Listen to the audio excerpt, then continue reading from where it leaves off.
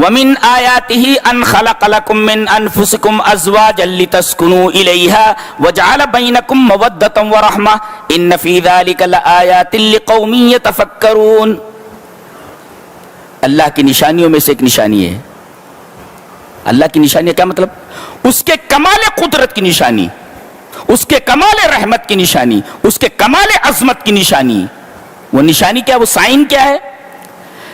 کہ تمہیں میں سے تمہاری جنس سے تمہاری بیویاں بنائیں.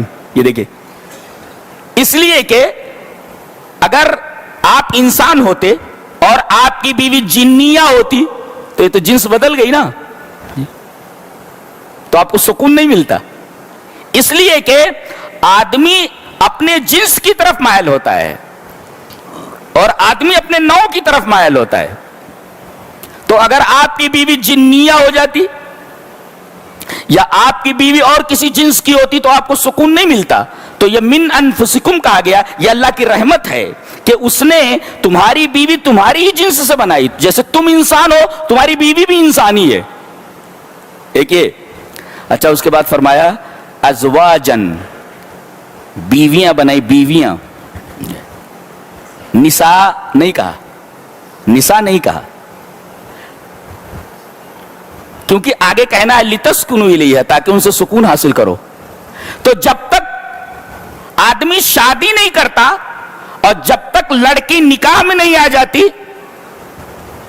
تو زوجیت سے پہلے جو رشتہ ہوتا ہے بوائے فرینڈ اور گرل فرینڈ کا، یہ رشتہ صرف مطلب کا رشتہ ہوتا ہے. اس میں سکون عارضی ہوتا ہے، حقیقی سکون نہیں ہوتا. اسی وجہ سے ازواجن لایا گیا.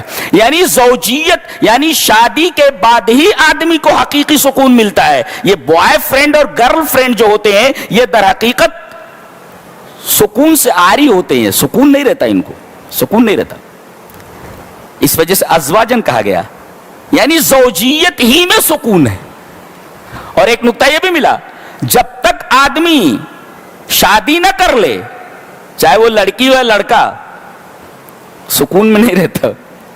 سکون حاصل کرنے کے لیے ضروری ہے کہ آدمی شادی کے بندھن میں بچ جائے.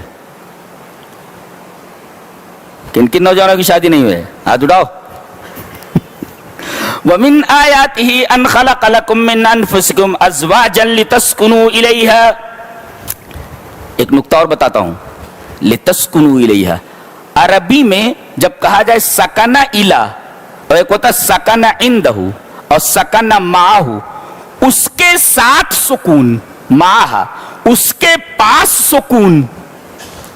لیکن یہ نہیں کہا گیا اس کے پاس سکون. اس کے پاس سکون ملے گا آپ کو، لیکن تھوڑی دیر کے لیے. معہ اس کے ساتھ سکون ملے گا مگر تھوڑی دیر کے لیے. تو اگر اندہو کہا جاتا اس کے پاس سکون ہے یا اس کے ساتھ سکون ہے تو یہ سکون جسمانی ہوتا. لیکن سکن الا کے ساتھ، یعنی یہ سکون قلبی ہے. تو آپ کو سکون جسمانی چاہیے یا سکون قلبی؟ بتایا گیا یہ بیوی جو آپ کے لیے سکون قلب مہیا کرتی ہے، اور سکون قلب مہیا تو سکون جسمانی تو ویسے ہی مہیا ہو جاتی جی. تو یا سکن الا کہا گیا، یعنی اصل شادی کا جو مقصد ہے وہ دل کا سکون ہے. اور نقطہ یہ ملا، جس عورت کے اندر سکون دینے کی صفت نہ ہو وہ عورت نہیں ہے، وہ زوج ہی نہیں ہے. دیکھ، زوج وہ ہے جو سکون دے. اور جس عورت کو شوہر سے سکون نہ ملے وہ شوہر کہاں ہے؟ کہا گیا کہ زوج کے لیے ضروری ہے لڑکی بیوی اپنے شوہر کو سکون مہیا کرے اور شوہر اپنی بیوی کو سکون مہیا کرے.